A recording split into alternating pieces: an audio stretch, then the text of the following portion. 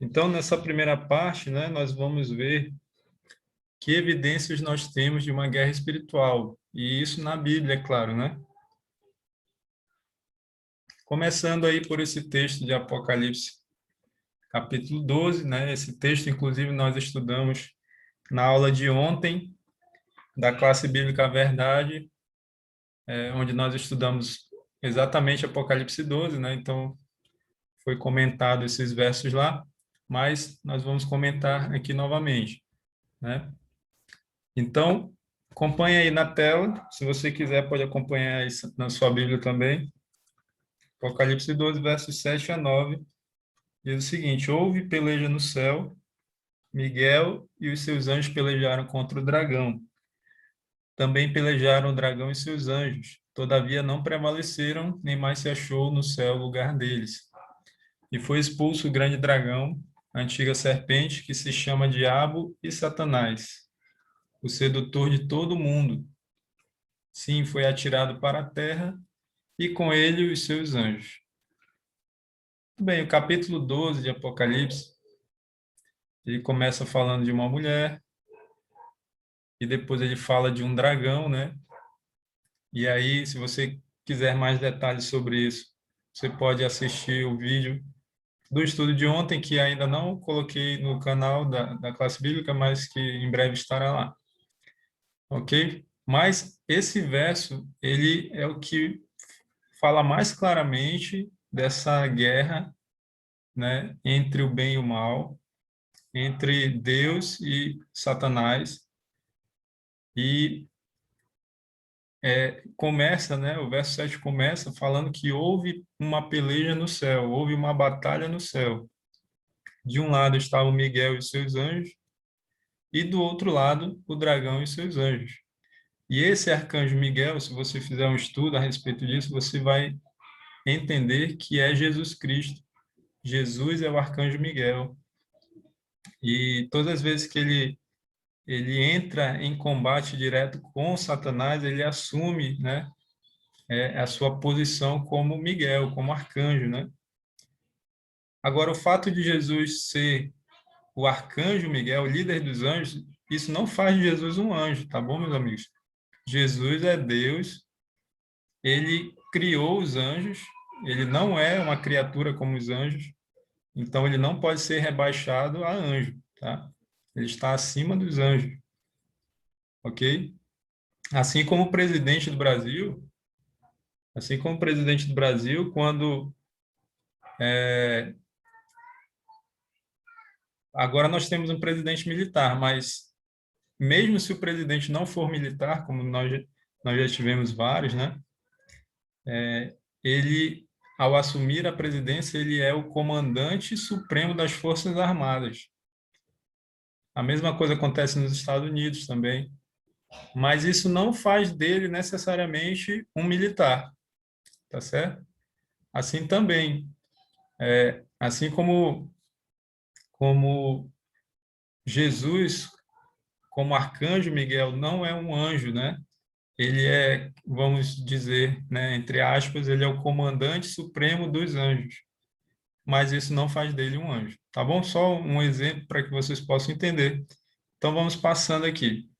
Então, de um lado Jesus e seus anjos, do outro o dragão e seus anjos, sendo que no verso 9 esse dragão, ele é identificado como Satanás, né? Então do outro lado estavam Satanás e seus anjos. Você sabe que antes de ser Satanás, ele se chamava Lúcifer, era um anjo perfeito, um anjo de luz, né? O nome Lúcifer significa portador de luz. Ele era um querubim da guarda ungido, então ele era um dos 4 querubins que ali guardavam o trono de Deus, então ele estava muito próximo de Deus. Por isso que ele era um portador de luz, porque ele estava constantemente na presença ali da glória de Deus, né? Recebendo a luz de Deus. E um dia esse anjo se exaltou, quis ser igual a Deus, quis tomar o lugar de Jesus, e é por isso que essa guerra que houve lá no céu, essa batalha, foi entre Satanás, entre Lúcifer e seus anjos, e Jesus e os seus anjos. Esses seus anjos aí, meus amigos, é uma referência aos anjos que ficaram do lado de Lúcifer, né? Quando diz aí o dragão e seus anjos, são os anjos que foram enganados por Lúcifer e ficaram do lado dele. Se revoltaram contra Jesus. Miguel e seus anjos, então é Jesus, e os anjos que não foram enganados por Lúcifer, os anjos que se mantiveram fiéis a Jesus. Tá certo? Então, aqui nós já vemos evidências dessa guerra espiritual. Tá? Vamos passar agora. Lá em Lá em 1 Samuel, capítulo 16, versos 14, 15 e 23, acompanhem a leitura. Diz o seguinte: tendo se retirado de Saul, o Espírito do Senhor, da parte deste, um espírito maligno o atormentava. Então os servos de Saul lhe disseram: eis que agora um espírito maligno enviado de Deus te atormenta. E sucedia que quando o espírito maligno da parte de Deus vinha sobre Saul, Davi tomava a harpa e a dedilhava. Então Saul sentia alívio e se achava melhor, e o espírito maligno se retirava dele. Então, meus amigos, esse aqui é um exemplo de um texto bíblico que fala dos demônios, tá? Que apresenta os demônios. Eu poderia pegar vários, mas eu escolhi esse. Então, veja, aqui fala do rei Saul, primeiro rei de Israel, diz que o Espírito do Senhor, que é o Espírito Santo, se retirou de Saul, e isso aconteceu por causa da rebeldia de Saul. Saul era rebelde, queria sempre fazer a sua própria vontade e não a vontade de Deus. Por isso o Espírito Santo se retirou de Saul. Isso daí é o que nós chamamos, é o que a Bíblia chama de blasfêmia contra o Espírito Santo, né? O pecado contra o Espírito Santo. E aí, meus amigos, diz que quando o Espírito Santo saiu, quem que veio para o lugar dele? Um espírito maligno. Essa informação aqui é muito importante e nós vamos relembrar dela na parte 2, tá? Quando o Espírito Santo sai, quem entra? Um demônio, um espírito maligno. A mesma coisa acontece é, no inverso, né? Quando o espírito maligno sai, é porque o Espírito Santo entrou, tá? Então, eles tiveram um entendimento errado, né, de que esse espírito maligno tinha sido enviado por Deus. É claro que não foi Deus quem enviou, mas eles tinham esse entendimento errado, né? E interessante no verso 23 é que quando o o espírito maligno vinha sobre Saul, quando Davi tocava a sua harpa, né, Saul sentia alívio e se achava melhor, e o espírito maligno se retirava dele, ou seja, é o que as pessoas chamam de exorcismo, né? Mas eu não gosto da palavra exorcismo porque ela está ligada àqueles métodos não bíblicos, né? De expulsão dos demônios. Mas aqui eu quero destacar isso pelo seguinte, para você ver o poder da música, né? A música tem poder, a música boa, né? Eu estou falando da música sacra, daquela que louva a Deus, não estou falando de música gospel, muito menos de música mundana, né? A música boa, ela ela tem o poder de até mesmo expulsar os demônios. Então, se em algum momento você precisar do auxílio divino, você pode então cantar um louvor ou pode colocar um louvor e isso com certeza vai ser benéfico para você, tá bom? Agora vamos para Marcos 5, que diz o seguinte, verso 1, 2 e 5. Entremente chegaram a outra margem, margem do mar, a terra dos Gerazenos. Verso 2. Ao desembarcar, logo veio dos sepulcros ao seu encontro um homem possesso de espírito imundo. Andava sempre, de noite e de dia, clamando por entre os sepulcros e pelos montes, ferindo-se com pedras. Então, aqui nós vemos um homem possesso de um espírito imundo, de um espírito maligno ou de um demônio. E o que eu quero destacar aqui é o que diz no verso 5, né? Como Satanás, ele procura rebaixar a imagem, né? A imagem de Deus no ser humano, né? O, o, o que Satanás puder fazer para levar a pessoa para o mais profundo do poço, né, do pior estado possível, ele vai fazer, tá? E aí era essa a situação desse homem. Veja que o verso 5 diz que ele andava de noite e de dia, ele estava constantemente possuído pelos demônios, ele não tinha momentos de lucidez, né? Ele, com certeza teve uma vida totalmente desregrada, totalmente longe de Deus, a ponto de os demônios tomarem conta da sua vida. E aí ele vivia ali por entre os sepulcros e montes, ferindo-se com pedras. Então, uma pessoa, um estado totalmente deplorável, né? Assim como Satanás e os seus demônios gostam. No verso 8, Jesus agora vai ter uma conversa com esse rapaz que estava possuído, né?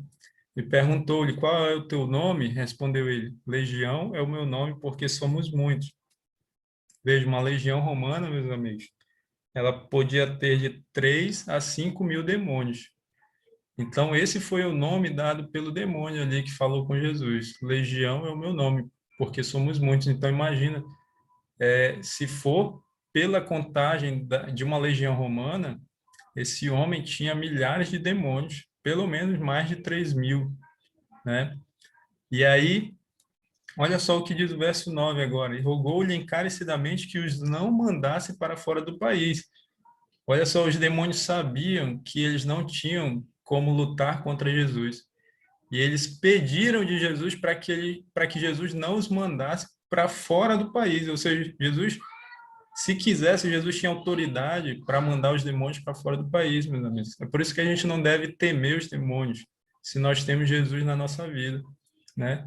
Os demônios nunca venceram Jesus. Satanás, todas as vezes que lutou contra Jesus, foi derrotado. Então, nós não temos o que temer se nós tivermos Jesus na nossa vida.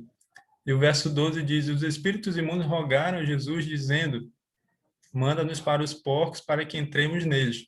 Vejam que os espíritos imundos sabiam que eles não tinham como vencer Jesus, então eles fizeram 2 pedidos para Jesus. Primeiro, que Jesus não os mandasse para fora do país. Se Jesus quisesse, poderia ter feito isso. Segundo, que Jesus os mandasse para os porcos, para que eles entrassem nos porcos. Isso mostra que os demônios podem entrar em animais, né? E isso aconteceu lá no Jardim do Éden, né? Quando Satanás possuiu ali a serpente e foi ele quem conversou com Eva. E o verso 13 diz que Jesus o permitiu. Aqui nós aprendemos mais uma coisa. Os demônios só fazem aquilo que Deus permite, tá certo? Os demônios não agem livremente. Ainda não. Vai chegar um tempo que eles vão agir mais próximo da volta de Jesus. Mas agora não, o poder deles é limitado por Deus, tá? E o verso 15, meus amigos, mostra a transformação total que Deus faz na vida de alguém que tem um encontro com Jesus. E mostra ali como Deus vai restaurando a imagem dele no ser humano. No verso 15, indo ter com Jesus, viram o endemoniado, o que tivera a legião, assentado, vestido, em perfeito juízo, e temeram. Então, olha só o contraste, né, daquele rapaz ali, talvez andasse até nu, né, ou com as roupas todas rasgadas, sujas, não tinha controle, não tinha perfeito juízo, né, e todo machucado ali. E aí, quando ele tem um encontro com Jesus, Jesus então deixa ele nessa condição, assentado, vestido em perfeito juízo. Louvado seja o Senhor Jesus por isso, né? Então, assim como aquele homem, muitas pessoas já foram libertas dos demônios. Eu já vi pessoas sendo libertas da perseguição, né, dos demônios